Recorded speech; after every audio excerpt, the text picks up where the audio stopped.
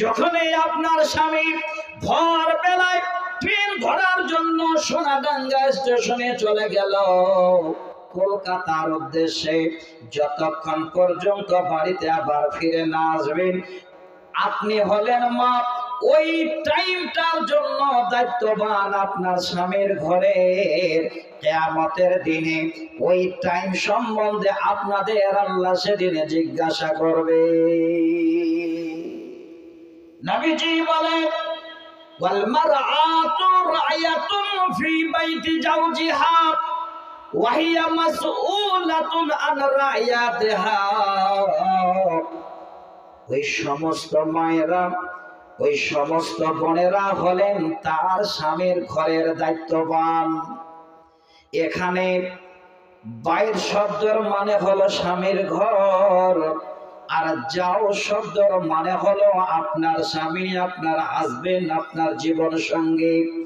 আপনার স্বামী ঘর থেকে বেরিয়ে গেল, সেই ঘরের দায়িত্ব মা আপনার পড়ে গেল, বোন আপনার উপরে পড়ে গেল।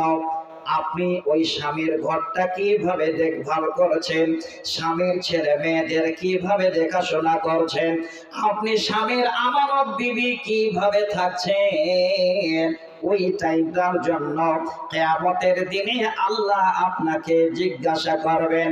হে বান্দী, আমি তোমাকে তোমার স্বামীর ঘরের দায়িত্ব দিয়েছিলাম, দায়িত্ববান বানিয়েছিলাম, তুমি তোমার স্বামীর ঘরের এবার আমার কাছে হিসাব দাও। স্বামী বাইরে গেল, ছেলে মেয়ে স্বামীর ঘরের দেখভালের দায়িত্ব এবার স্ত্রীর। আল্লাহ জিজ্ঞাসা করবেন কিয়ামতের দিনে, তার জবাব দিতে হবে। অতএব বাবা এবং মাকে আমি অনুরোধ করব, এমন একটা ভূমিকা পালন করুন যে আপনার ঘরটা হবে একটা ফুল বাগান, আপনার ছেলে মেয়েরা হবে একটা আদর্শ ছেলে মেয়ে, আপনার ছেলে মেয়েরা হবে মসজিদমুখী, আপনার ছেলে মেয়েরা হবে হৃদয় ঠান্ডা করানো সন্তান। আপনাদের ভূমিকাটা পালন করতে হবে। তবে পালন করতে গেলে কিছু কিছু কাজ আপনাদের করা দরকার। আমি আস্তে আস্তে করে কথাগুলো বলছি। আগেই বলেছি শ্রোতা বেশি লাগে না, 10 জন থাকলেই যথেষ্ট।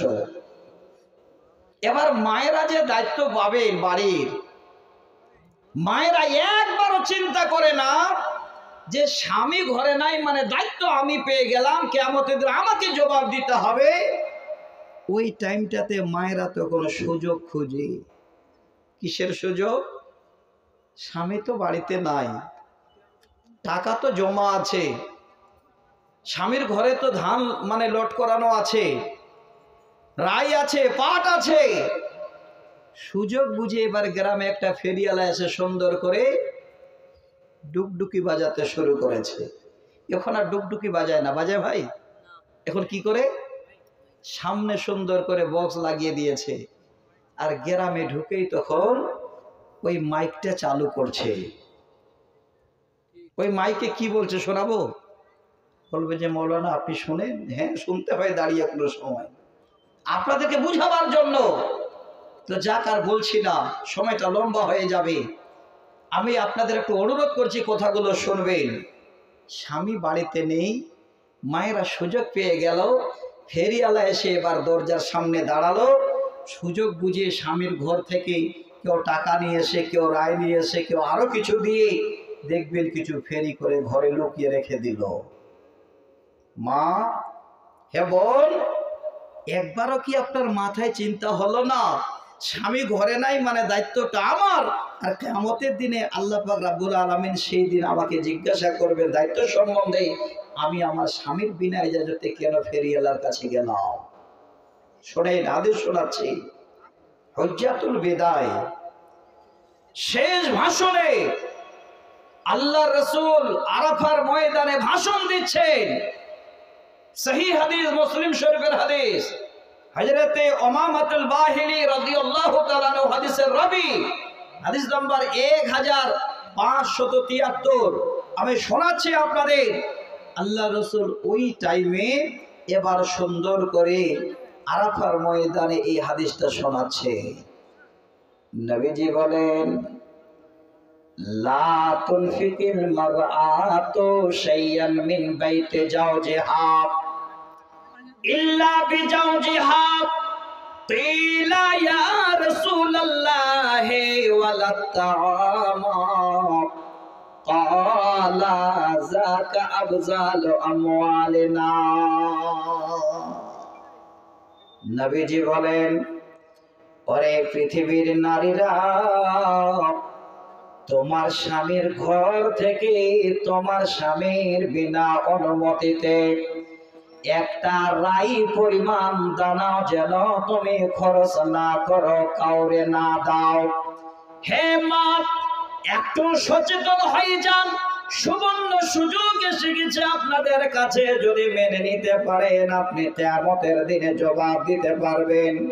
আল্লাহর নবী বলেন, তোমরা তোমাদের স্বামীর ঘর থেকে স্বামীর বিনা এজাজতে একটাও টাকাও যেন কোনো তোমরা খরচ করো না। নবীকে জানতে চাইলেন, কিলা ইয়া রাসূলুল্লাহ ওয়ালাত তাআমা। নবী গো, কেউ যদি খানা চায়, খাবার চায়, তখন তাহলে তারা কি করবে? তখন ওই সমস্ত মায়েরা স্বামীর ঘর থেকে কি দেবে না দেবে না? আল্লাহর নবী সুন্দর করে আবার যেন পরের শব্দ জানিয়ে দিলেন, হে পৃথিবীর নারীরা, ক্বালা যাকা আফজালু আমওয়ালিনা। হে পৃথিবীর নারীরা, যেই খানা কেউ তোমার কাছে এসে চাইলো, ওই খানাটা, ওই খাবারটা তোমার স্বামীর মালের মধ্যে খুব দামি মাল, অতি উত্তম মাল। যদি তোমরা খাবারও দিতে চাও, তাহলে আগে তোমরা তোমাদের স্বামীদের একটু ইঙ্গিত করো। এই জায়গা থেকে আরো একবার সচেতন হয়ে যান। আল্লাহ রাসূল বলছেন, খাবারটাও হলো স্বামীর মালের মধ্যে অতি উত্তম মাল। এখান থেকে বুঝতে পারা যায়, কাউকে খাবার দিতে গেলে তারপর যেন একটু স্বামীকে একটু নক করা দরকার। আমার মা, হে বোন, কিয়ামতের দিনে ধরবেন আপনাদের, কিয়ামতের দিনে আপনার স্বামীর ঘর সম্বন্ধে জিজ্ঞাসা করবেন, আপনারাও ছাড়া পাবেন না। তাহলে বাবা এবং মা,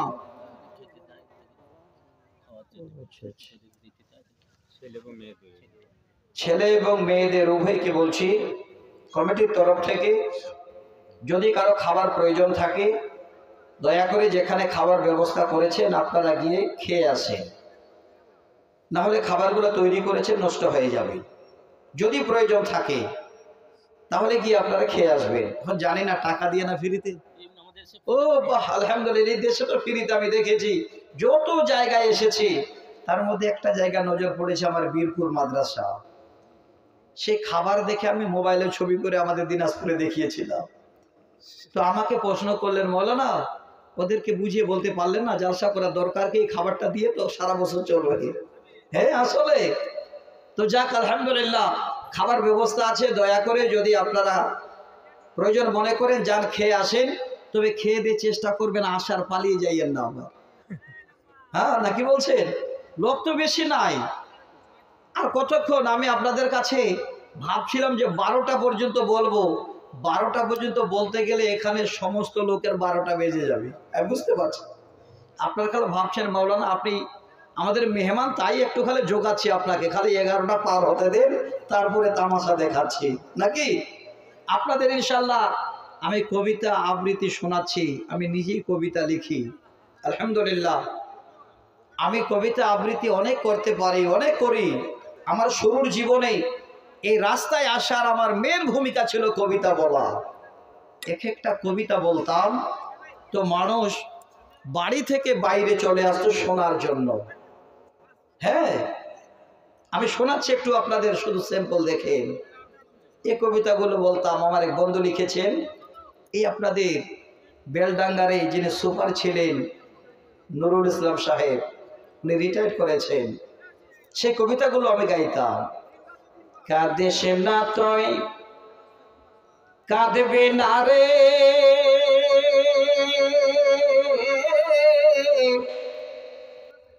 আসুক যতই দুঃখ, মনের ভিতর রাখবে রে তুই, আসবে পরে সুখ। কাঁদিস না তুই, কাঁদবে না রে, আসুক যতই দুঃখ,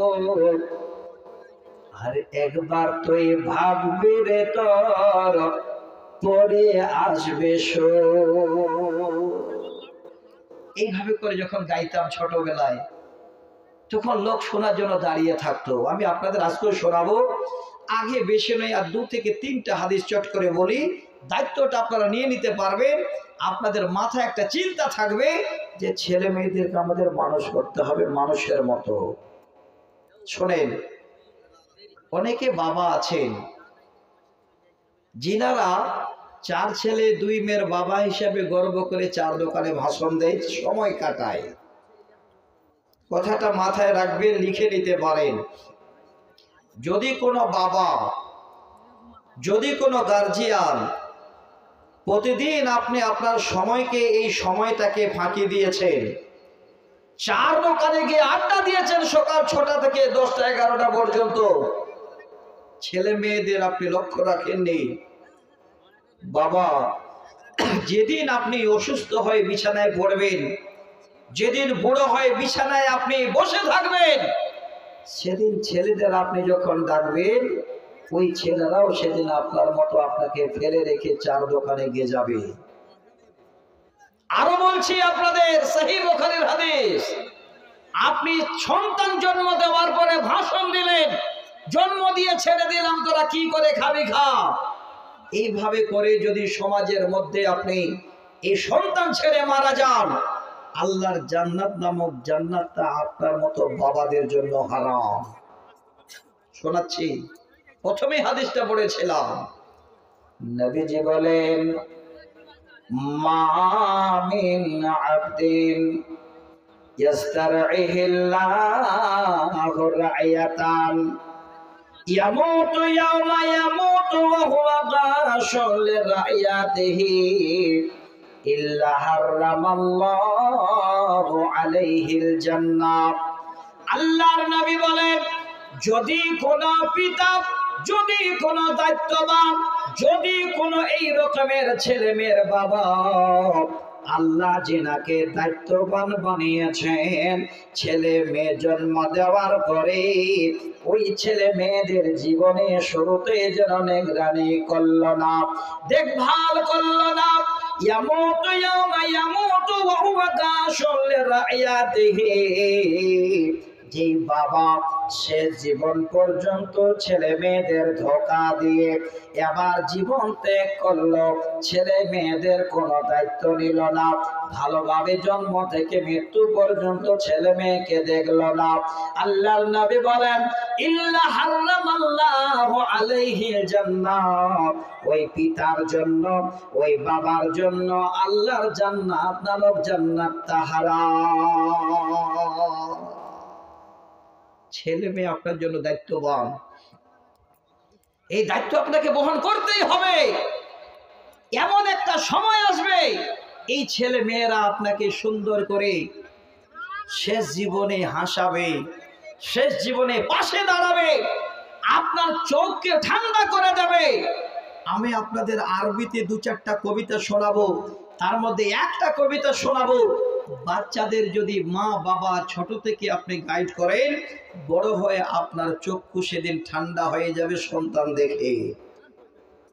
একটু ধৈর্য ধরবেন। আমি বুঝতে পারছি না যে আপনারা খাবার তালে গেলেন না বাড়ি যাবার তালে গেলেন, কয়েকজন তো বসে আছেন। তো আর লম্বা করব না, আমি কথাটাকে মাথায় রাখবেন। আপনারা দান দেওয়ার জন্য ছটফট করছেন, কিছু কিছু ভাই আমি দেখতে পাচ্ছি। দান যে আপনারা দিচ্ছেন, অনেক বড় বড় দান দিচ্ছেন। আল্লাহ রসুলের সাহাবীরা কত বড় বড় দান দিয়েছিলেন। আমি 2 মিনিট আপনাদের ইতিহাসটা শোনাচ্ছি। আল বিদায়া ওয়ান নিহায়া একটা কিতাব আছে, খুব মূল্যবান কিতাব। সেই কিতাবের 11 নম্বর খণ্ডে 86, 87, 88 নম্বর পৃষ্ঠায় সুন্দর করে এই সুন্দর 3 জন সাহাবীর জীবনের যেন দানের কথা ধরেছেন। সেটাই আবার একটা উর্দু কিতাব, নাম হলো সুনহারি আওরাত। আলেম ওলামারা অবশ্যই জানতে পারবেন।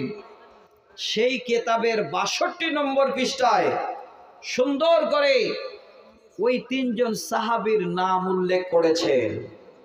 তিনারা কত দান করেছিলেন, কত হাজার, কত টাকা, একবার কোনো গন্তি আপনাদের এখানে নেই। আমি খালি একটু শোনাচ্ছি, দয়া করে 2 মিনিট শুনে যাবেন। আমি বুঝতে পারছি আপনারা থাকবেন না।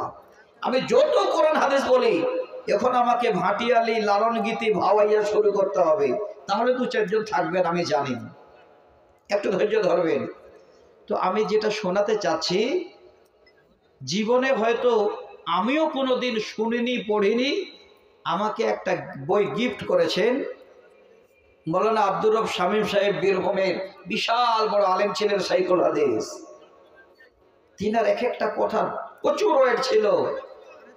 উনি এই কিতাবটা লিখে গেছেন। এই মাসের 1 তারিখে ওনার মাদ্রাসায় আমার জালসা ছিল। সেদিন ওনার ছেলে আমাকে বিদায়ের টাইমে এই বইটাকে গিফট দিয়েছেন। বইটার নাম হলো স্বর্ণোজ্জ্বল ইতিহাস। যথেষ্ট হারে মেহনত করে বইটা আমি আলহামদুলিল্লাহ প্রতিদিন না হলে 2-4-5 পৃষ্ঠা করে পড়ছি। তো আমি আমার জীবনে যেন এই ইতিহাসটাকে চোখে পেলাম। হযরতে হাইসাম বিন আদি রাদিয়াল্লাহু তাআলা আনহু তিনি বলছেন, কাবা ঘরের সামনে, একটু দয়া করে শুনবেন, শেষে আমি আপনাদের হাতে কিছু দান নেব। যারা বাকি আছেন আপনাদের ডাকবো, অবশ্যই দেবেন। একটু খালি শুনে নিন, যদি জীবনে কোনোদিন না শুনেছেন তো আজকে শুনলে খুশি হবেন।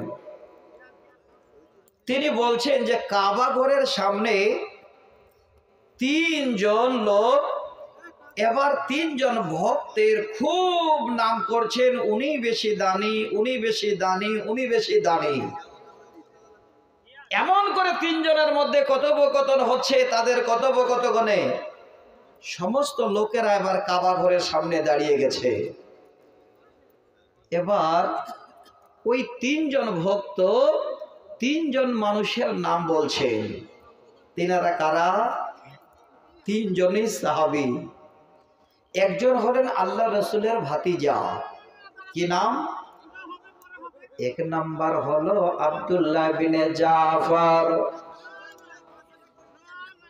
2 নাম্বার হলো কায়েস বিন সাদ রাদিয়াল্লাহু তাআলা আনহু।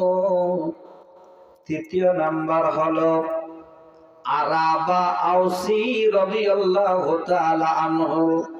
3 জনের 3 জন ভক্ত এবার কাবা ঘরের সামনে তারা বলতে লেগেছে, উনি হলেন সবথেকে বড় দাতা, উনি হলেন সবথেকে বড় দাতা, উনি হলেন সবথেকে বড় দাতা। এইভাবে যেন তাদের কথোপকথন শুরু হয়ে গেছে। লোক জমা হয়ে গেল। কি খবর? বলে আমি বলছি উনি সবথেকে বড় দাতা, উনি বলেন উনি সবথেকে বড় দাতা।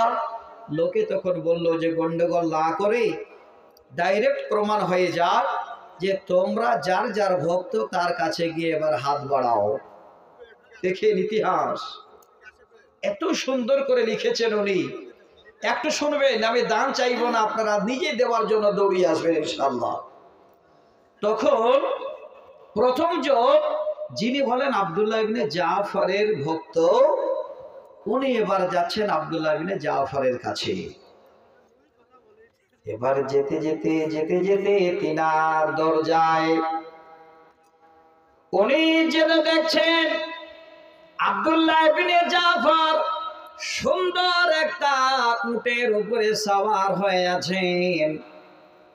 হাতে একটা এত বড় থল আছে, থলি আছে, আর একটা তরবারি আছে। তিনি আবার বাড়ি থেকে বের হয়ে রওনা হবেন। আর তিনার ভক্ত আব্দুল্লাহ বিনে জাফর জানেন না তিনি আমার ভক্ত।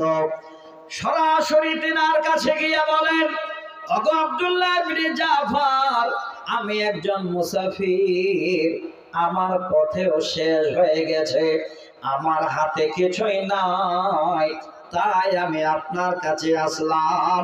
যদি আপনি আমাকে কিছু সাহায্য করতেন খুব ভালো হতো। দেখেন, ভালো করে স্মরণ করেন।